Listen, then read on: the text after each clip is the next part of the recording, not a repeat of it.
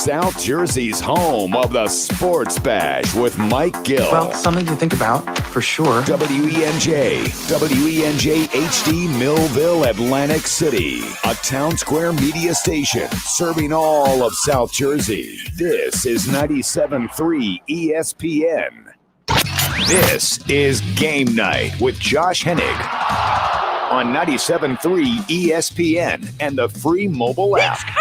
Now, live from the Matt Black Kia Studios. What a move! Here's Josh Hennig.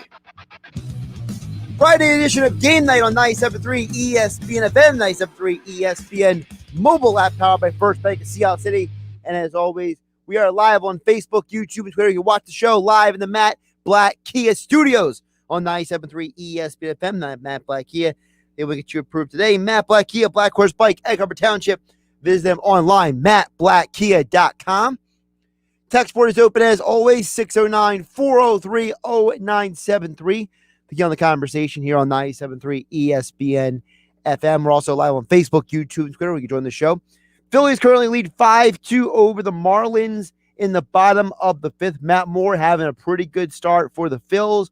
We'll talk more about the Phillies starting the second half of their season.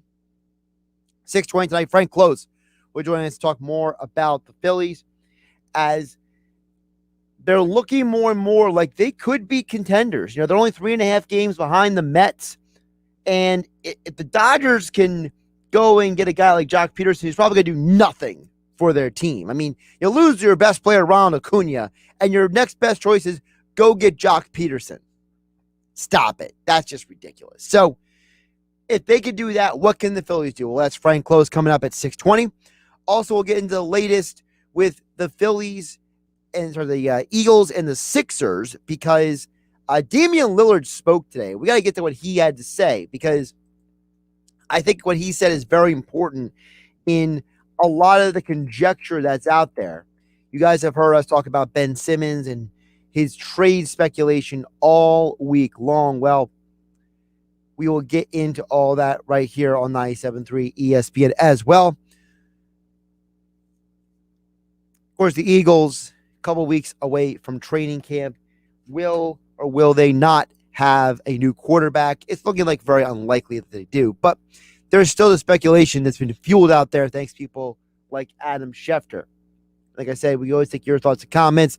609-403-0973 is the text board. Also live on Facebook, YouTube, and Twitter. You can join the conversation as well on the live stream as you watch the show. Now, we got to get to the Damian Lillard comments because anybody who has paid attention to social media this week knows that everybody and their cousin has tried to find a way to get Damian Lillard, the superstar on the Portland Trail Blazers, to Philadelphia. So Damian Lillard finally came out and spoke to the media about an hour and change ago. And his opening statement was to say that the reports of him requesting a trade is not true. And he says he hasn't made any firm decisions on what his future will be. Now, if you go deeper into what he had to say, the basic gist of what Lillard is saying today is that he hasn't made any trade requests, but he doesn't know what the future holds. Lillard has never said he wanted to be traded. Lillard himself has come out and said, quote, a lot of things are being said. It hasn't come from me. I haven't made any firm decision on what my future will be, unquote. Lillard has been very consistent in saying that he wants to stay in Philadelphia. So any report out there by anyone with a blue check mark or not, you can dismiss what they're saying. And I'm not saying that to be disrespectful. I'm saying it because somebody has to be the objective person in the room. I have asked anybody who will listen to me here on 97.3 ESPN, what evidence do you have that Damian Lillard doesn't want to be in Portland? And now Lillard comes out and says, I never asked for a trade. Now, I'm not 100% sure about my future, he says, but we'll figure that out. Lillard is pulling a Russell Wilson right now. Now, if you're unfamiliar with what that means, let me explain it to you. Russell Wilson, earlier in the calendar year, went on the Dan Patrick Show and made some comments about his future with the Seattle Seahawks. And on top of that, when he made those comments, his agent made a statement that, well, if Russell Wilson was to be traded by Seattle, here are the teams he wants to be traded to. And then there was all the speculation that Russell Wilson could be traded, and it never went anywhere because Russell Wilson was using his platform to pressure Seattle into doing something more. The fact that he just hadn't done enough yet. Lillard has been very, very consistent in his position that he wants to play in Boston. He has been very consistent, in Portland, and that he's been very consistent that he wants to win a championship there. But he's also been consistent saying, you got to get me help. The problem for Portland is that the GM interpretation of that was giving CJ McCollum $100 million and now considering giving Nurkic a huge contract and considering giving Norman Powell an overpaid contract. And that's the problem that Lillard is having. Lillard looks at the organization and doesn't understand what exactly the game plan is long term. So he himself is not sure what his game plan is long term.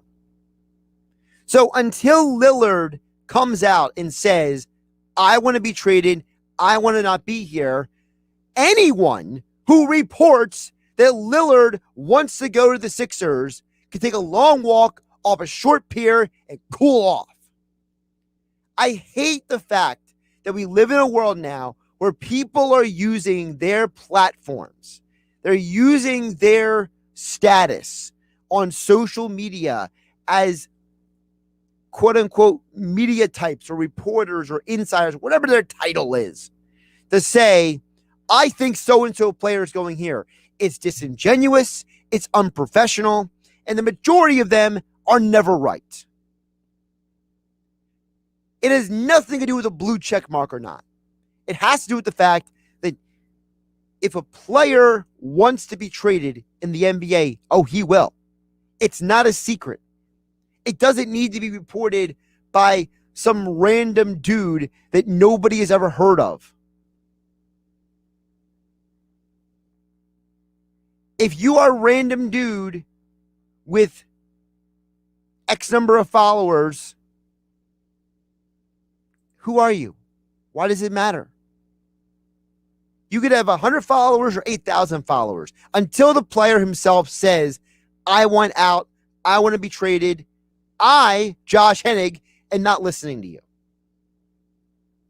Because we live in a world where players like Anthony Davis and Kyrie Irving and others made it abundantly clear to everyone, and it was never disputed, they wanted to be moved. Damian Lillard doesn't come out and say what he says unless these people are not speaking truth.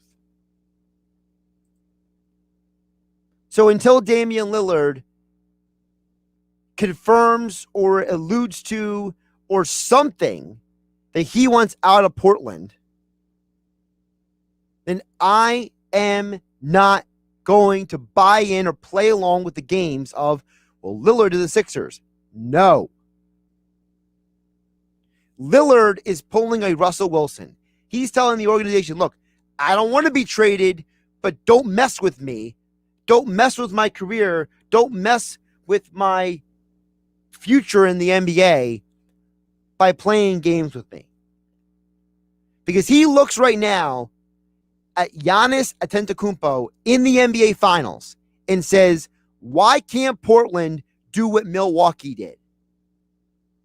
Why can't Portland go out there and retool around me in a way that brings in players that complement me and put our team in a better position to be successful. Milwaukee, not a big market. Got to the NBA Finals, series tied 2-2. By the way, Game 5 tomorrow night right here on 97.3 ESPN FM. The Miami Heat in the bubble got to the NBA Finals with Jimmy Butler, Bam Adebayo, and a bunch of dudes. And Goran Dragic on half a leg. Again, look around the NBA.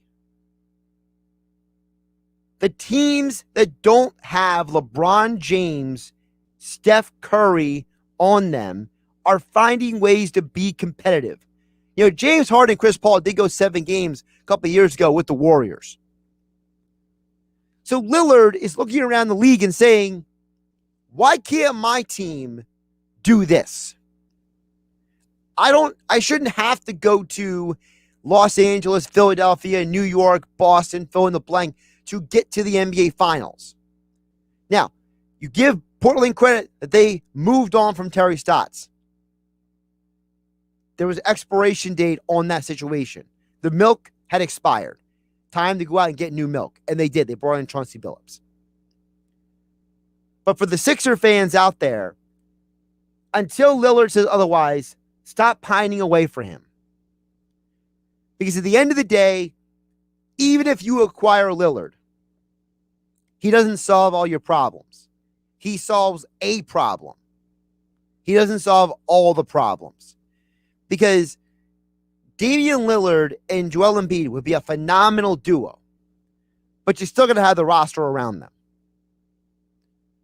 And if Joel Embiid gets injured at any point in time, Lillard will step up. But who's going to help Lillard? Because in order to get Damian Lillard, you got to pay through the roof to get him. You got to pay a price that is going to make everyone nauseous. The Nets gave up a ton to get James Harden. And they were fortunate to go 7 games with Milwaukee after all the injuries they sustained. If you are the Philadelphia 76ers, you have to look at your team and say, look, we may need to move on from Ben Simmons, but are we really willing to give up everything it takes to get Damian Lillard? Because it's going to take Maxey. It's going to take Thibault and or Shake Milton. It's going to take draft picks. It's going to take a couple other players. It might take 3-4 teams to get the deal done, like it did with James Harden. Remember, the James Harden deal wasn't a Houston, Brooklyn deal. It was a Houston, Brooklyn, Cleveland, Indiana 4-way mess that took us about 24 to 48 hours to fully decipher. So I'm not buying into this idea that the Sixers are going to just find one trade partner. They're not. I'm not buying into this idea that it's going to be a mano-a-mano. You have to step out and realize that whatever trade is going to happen, it's going to be a 3 or 4-way deal for the Sixers. And ultimately, you have to accept that this is not going to be as easy as running a simulator on ESPN's NBA trade machine or running a trade scenario on NBA 2K, which you claim to be the hardest setting, which nobody can actually verify. Again, let's chill with the Lillard to Sixers talk until either it absolutely happens or Lillard says, I'm being traded out of here. Because Portland doesn't want to trade him. But Lillard's put them on notice that they better put up or shut up when it comes to the roster next year. Josh Hennig here on Game Night on 97.3 ESPN FM, 97.3 ESPN mobile app. We are live on Facebook, YouTube, and Twitter. Text board is open, 609-403-0973. To get on the conversation, 609-403-0973. Listen to 97.3 ESPN FM and 97.3 ESPN mobile app, powered by First Bank of Sea Isle City. Right now, the Philadelphia Phillies are in action. The first game of the doubleheader, they are up 5-2 right now over the Marlins. Matt Moore, 4 1/3 innings of the books, 9 strikeouts. Solid start for him. Phillies getting on the board thanks to Jankowski and Torreyes. The 2 least likely hitters in your lineup are producing RBI for you. We'll get into all that and more coming up with Frank Klose, Phillies Insider for 97.3 ESPN.com. His thoughts on the Phillies starting the second half, if they are buyers at the trade deadline, and more right here with yours truly, Josh Hennig, on Game Night at Josh Hennig on Twitter. And don't forget, 97.3 ESPN.com for all your Phillies, Eagles, Sixers, Flyers, and high school sports coverage.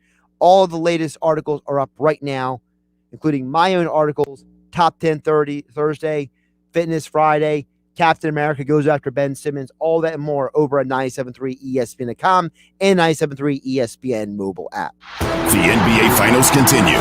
Booker, body by Tucker, lifts it for the rim. One shot by Giannis on the alley-oop for 10. After dropping games 1 and 2 in Phoenix, Giannis and the Bucks respond with 2 straight in Milwaukee.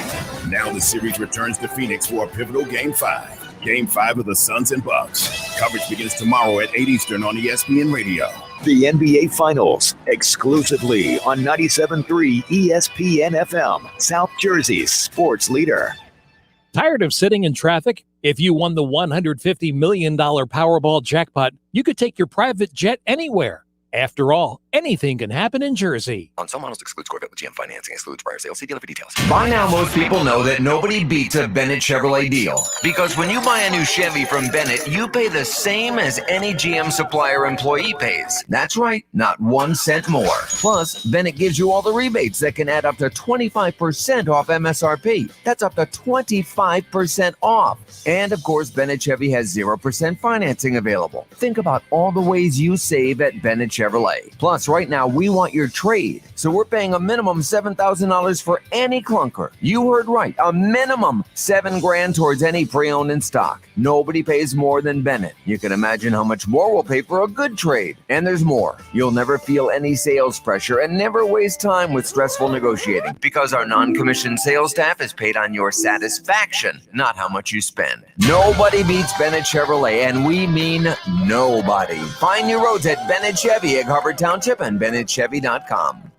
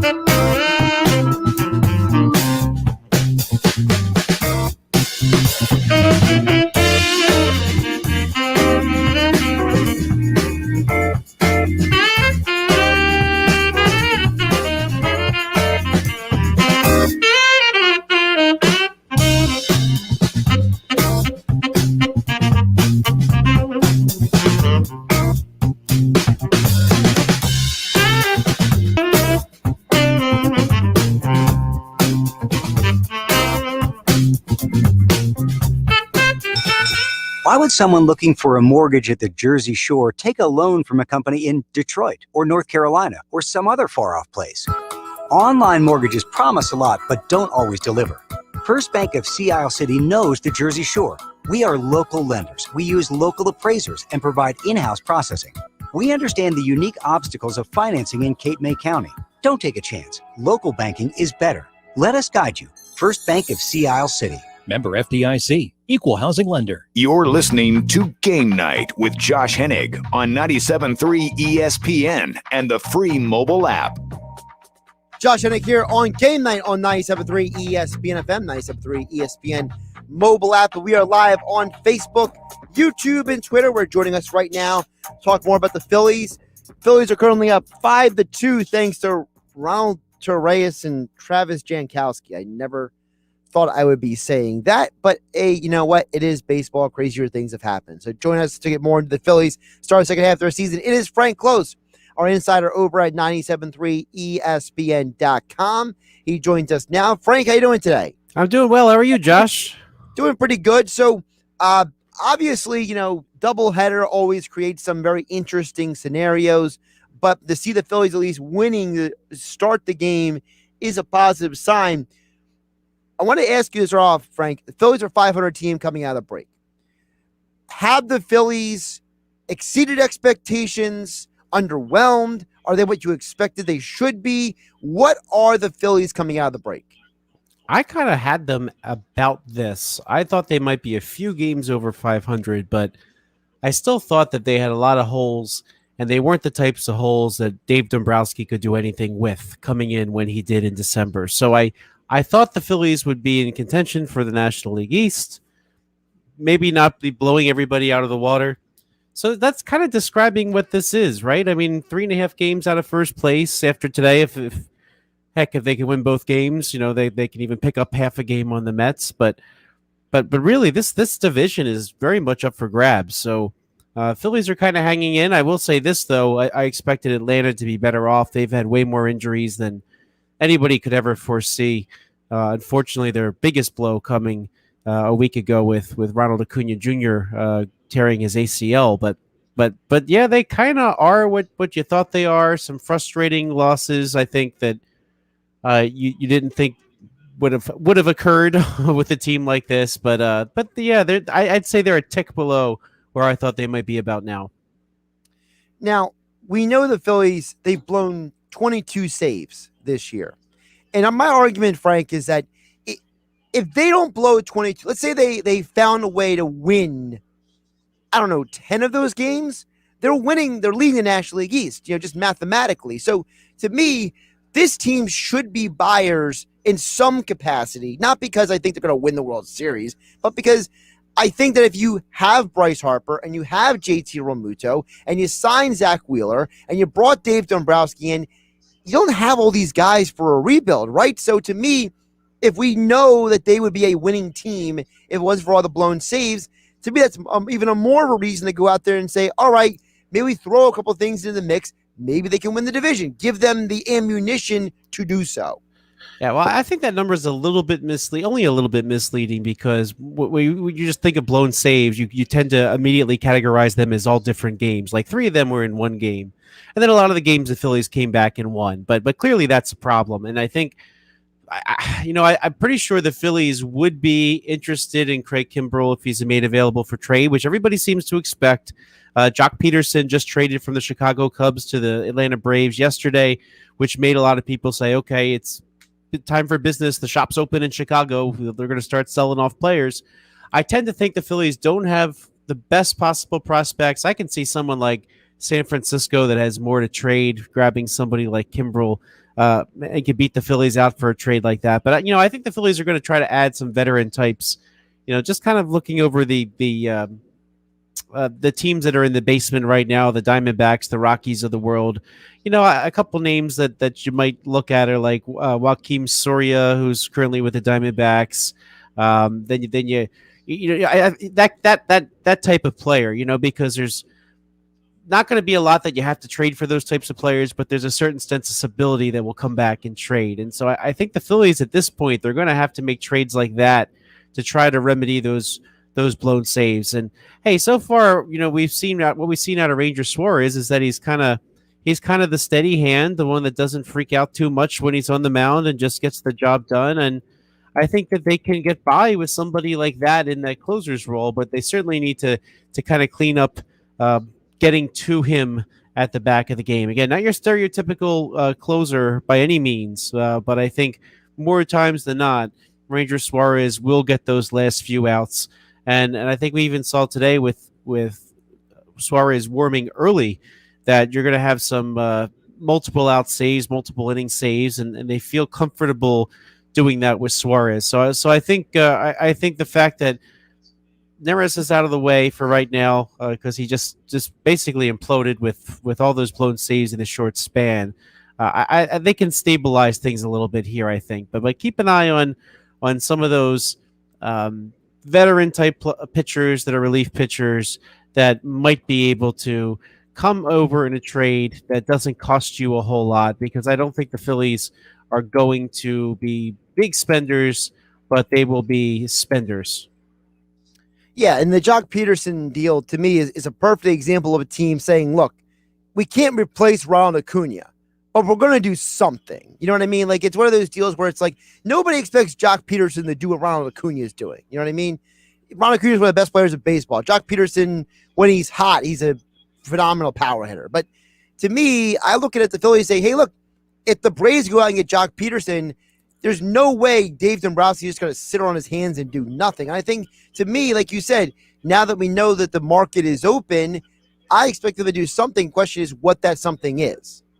Yeah, they're in a tough spot. Their best prospects are Mick Abel, their first round pick from last year, and then Bryson Stott, somebody who probably is going to assume a spot in the Phillies infield next year. And beyond that, there's not a lot exciting for other teams to trade for. So, I think the types of deals the Phillies will make might be, that Jock Peterson trade. As you said, he's not the caliber player that Acuna is by any means, but you're getting somebody with a little bit of a track record who's a veteran and who that is going to give you a reasonable performance, right? Jock Peterson's been okay. I mean, he's only been maybe a 230 hitter overall in his career. So I think there's players like that you're going to be able to get no problem. And actually, another name I'll throw out for you right now, the Daniel Bard, who is closing for the Rockies at the moment. I don't think he'll cost you a whole lot, but he could be somebody who's helpful to the Phillies bullpen. Frank Klose joining us here on Game Night on 97.3 ESPN. At Frank Klose on Twitter, covers the Phillies for 97.3 ESPN.com. Of course, you can catch him weekly Tuesdays for the Phillies mailbag on the Sports Bash. Frank answers all of your questions each and every week. And, of course, don't forget about the Powder Blue podcast. Frank, looking ahead to this month for the Phillies, people keep bringing up again, the Phillies have this easy record after the All-Star game. And I feel like that's a false hope in some ways, because you still have to go out there and play the game. Like, they can still lose this game. They're up 5-2 right now. They got the bases loaded over here. Doesn't mean they're going to win the game, right? Like, so, to me, I feel like the second half of the season is less about the overall, strength of schedule record than it is about something that you said before, Frank. You talked about this 97.3 ESPN. How do they handle these first few series coming out of the break? Because to me, if they get through the next 2-3 weeks and show you that the win streak before that was 7 out of 10 before the break was something legitimate, that's what I latch on to. I'm not latching on to the overall strength of schedule record. Right, and I particularly want to see how they do against the National League East, right? So those few series you're mentioning, the Phillies play their next, including the one that's in progress right now. That's 14 games, 12 of which are against the National League East, right? So you need to win your division, right? The Phillies are not going to win a wild card. They focus on maybe beating up on the Arizona Diamondbacks and Pittsburgh Pirates later. The Phillies need to take care of business in their division, particularly at home. And the nice thing about these 12 games, the only two road games, so there's these four game series against the NL East, against the Nationals, the Braves, and then the Marlins, which is taking place now, and then a 2-game series in New York against the Yankees. So home games, most teams are better at home. The phrase home field advantage is something that over the course of a long baseball season usually plays out. You want to be a team that can at least be 500 on the road, but then you want to take care of business when you're at home. So if you're at home, you're in your own division, and you need to show that you can carry that momentum from heading into the break against the teams that matter, because you beat those teams, you will win the National League East. Frank, I want to ask you about the starting rotation. Obviously, Matt Moore with a solid performance today. Eflin tomorrow, Eflin tonight, Velasquez Saturday, Wheeler Sunday. Nola, he's been cleared. He's good to go for Tuesday versus the Yankees. What do we think of this rotation right now? Because obviously Wheeler's the all-star. Nola's the opening day starter. Velasquez is the enigma wrapped up in a paradox. Eflin, we know he could pitch better than he has at times. Matt Moore, shoulder shrugs. So how do we grade and rate this rotation? And is the rotation something they can add to at the deadline, or is that just going to cost them too much? Well, they went to see Cole Hamels today. That's something which is interesting. So Cole Hamels held a showcase in Texas today. The Phillies were one of the many teams that were there. And you know what? I will say this, though, before anybody gets too excited. The Phillies have been there when anybody else has given a showcase too, right? So you remember earlier in the season, Anibal Sanchez had a showcase. The Phillies went. Now, Anibal Sanchez has not pitched in the major leagues this year, right? So it's clearly the fact that they're there just shows that they're open-minded and looking forward to what they could do to add to this starting rotation. I mean, now Matt Moore gave the Phillies today kind of what you, unfortunately, kind of hope is the best thing that you can get from Matt Moore, which is kind of get close-ish to 5 innings and not give up too many runs. So that kept the Phillies in this game. Luckily, it's a 7-inning game. If the Phillies can get 3 more outs, then they'll be ready to they'll take game 1, right? So, but the rotation is a little worrisome, given that the Phillies are almost at the point where they're going to be back to square one. I mean, Matt Moore already replaced Spencer Howard back in the rotation, and then you had Vince Velasquez kind of faltering lately, and Chase Anderson getting ready to return. Is he going to replace Vince Velasquez in the rotation again? That's really hard to say. So, I think the Phillies need to add somebody that's going to give them a reliable 5-6 innings. It might not be the sexiest name out there, but if you can get anybody, I mean, you look at a team like the Minnesota Twins that might start selling as well. They have former Philly Jay Happ, who's been just okay. I mean, I think that's the type of ad you're going to have to try to make at this point. Now, I don't know how Cole Hamels looked. I think if the Phillies signed somebody like him, you're not getting anything out of him until at least September at this point, because he needs time to basically get into major league pitching shape, even though he has been working out. But the Phillies got to do something. And I will say this: you mentioned Aaron Nola is going to pitch on Tuesday. I mean, just think about what would have happened if Aaron Nola could not pitch.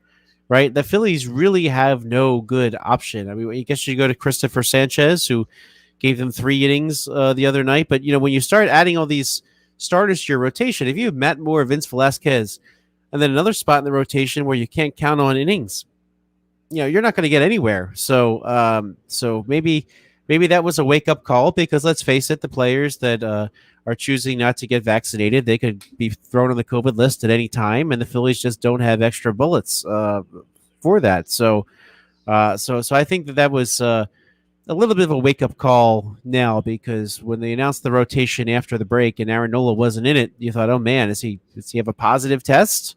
If Aaron Nola has a positive test, then he misses even more time, right? Well, apparently he did not, but he said today he still has no plans to get vaccinated, so he's leaving himself open to getting back on the COVID list again. So, and we see how badly this Delta variant is spreading among really all over the country among the unvaccinated. So the New York Yankees having some trouble with it this week as well. So that's something which is a little concerning, that a good percentage of your roster, just the snap of your fingers, could end up on this COVID list again. Just not even if they have it, just if they happen to be in contact with somebody. So that's a little nerve wracking, knowing that you really don't have anybody to plug that rotation hole right now.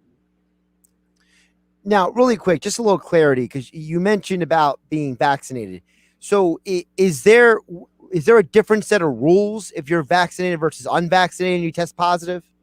So right now the rule is that if you are so the players are wearing these like well, I don't know what they look like, but an ankle bracelet will keep track of somebody, right? So they actually have these contact tracers on their person where they can see who they were near. So when Alec Boehm had a positive test, they determined that these players were close enough contact to Alec Boehm that they were people of concern. Now, if Alec Boehm, now Archie Bradley, I would just name some names. Archie Bradley, Didi Gregorius, a bunch of them were talking about their vaccine, they're vaccinated. If any of them happened to bump into Alec Boehm, they would not have to undergo COVID protocol at all. They could go about their business. So if you have not been vaccinated and you come into contact with somebody who tests positive, then automatically you're off the roster, so that they can wait and make sure that you are not positive as well. So so those tracers, people are not subject to that contact tracing if they are vaccinated. If they are not vaccinated, then they take that risk every day. Okay. I mean, all right. The only reason I'm asking, Frank, is because, the news came out today that, it's not a baseball thing, but Jay Williams covers the NBA. He tested positive for COVID. He's been vaccinated. He got the 2-vax deal when you get the 2 shots, and he tested positive. So I'm a little worried that if baseball is saying, well, if you're vaccinated, we don't have to do the extra protocol. What if somebody is vaccinated, they do test positive, and they're a spreader? It feels like it's a little disingenuous to say, oh, you're vaccinated, you go on your way, if they could potentially get it as well. You don't want to. I don't know. I kind of feel my understanding is that if you can test positive after vaccination, but you don't necessarily carry enough of the viral load to pass it on to somebody else. So, and then it negates what it does to you. So the concern is not so much whether or not it affects the person who has it. It's more that they could spread it to somebody else. So if they determine that somebody who has been vaccinated is not a threat to other people, then they might let them go with that. So, in fact, I think it even came up in the was it the NFL? I can't remember which league it was. Maybe it was the NBA a little while ago that somebody who was vaccinated tested positive, and Chris Paul. Exactly, that's right. They made him quarantine. He missed 2 games of the Western Conference Finals. Yeah, and they basically had to say, well, we have to reconsider this, because if that person is not a threat to other people, then this is a new virus, so a lot of this we're figuring this out as we go. I mean, that's just the nature of it, right? Things. You have one understanding one day, and then the scientists are hard at work all day, every day. They figure out a new understanding the next day. So it's tough. It's not going to be perfect until we're past this, unfortunately. Yeah, like I said, I think me, along with everyone else, we're all just trying to keep track of what exactly the protocols are. It's not your fault. It's not my fault. It's not anybody's fault per se, what exactly is going on. But, I'm just concerned that, if you have one sport doing one thing, another sport doing another thing, you gotta keep people updated on what exactly the protocols and the rules are, because, like I said, the NBA has one rule, Major League Baseball has another rule, and the audience sitting out there driving their car on the Jersey Shore confuses all heck because we're saying, what's going on. So I like to kind of clarify things for people about what exactly the rules are, so everybody's on the same page. Yeah, I think that's important. Plus, I will say this though: Major League Baseball has gotten much more transparent. Remember in the beginning, they would just put the person on the injured list with no explanation, even though we could all figure out why.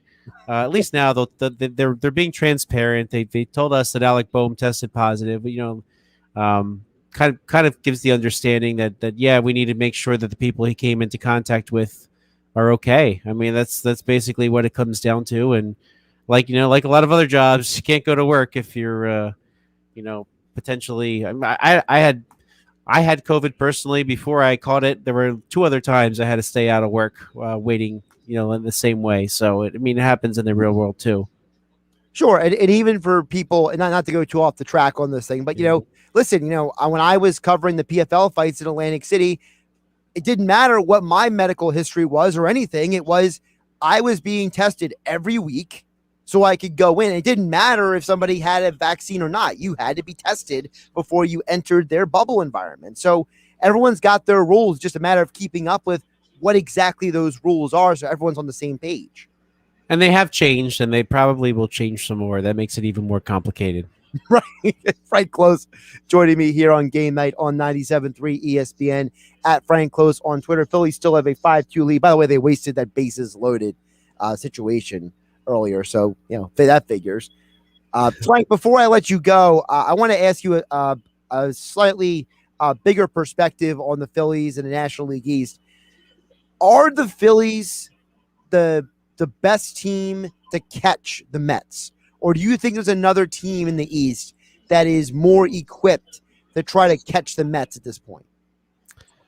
Well, I tend to like the Nationals over the Braves at this point. I think the Acuna blow is just the final blow for the Braves, who have been without Mike Soroka. They've been without Max Fried. The two pitchers that were supposed to anchor that rotation, and they're basically the centerpiece of their offense. I just can't see the Braves overcoming all of that. I mean, as unfortunate as it is for them, but the Nationals, it really depends on health. Any team with Max Scherzer, you really don't think is going to fall too far. They'll never lose too many games in a row, and the Nats had a pretty nice run for a while there. That they're 5 games under. They're not far behind too far behind the Phillies, but they had a recent stretch where I can't remember what they go 9-1 or something like that. I can see the Nationals putting together more stretches like that, depending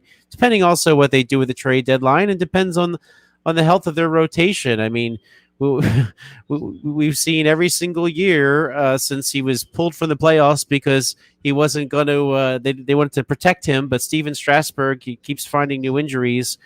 Currently injured. But if they can get him back, he's always a challenge. So I again, those are kind of. I don't think I have a convincing answer for you for any team, but I if somebody is going to do it, the Nationals could and the Phillies could, but it depends what these GMs do with the trade deadline. Mike Rizzo and the Nationals, he never sells. He always goes for it every year, even when they haven't made the playoffs. So why would this year be any different? So. Well, keep an eye on what the Nationals do this month. Keep an eye on what the Phillies do this month, and maybe at the when the dust settles after the trade deadline, you'll have a better idea.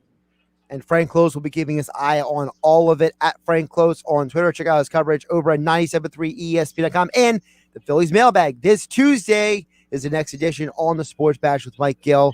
And Frank joined us here on Game Night on 97.3 ESPN live on the stream wearing a Nirvana shirt.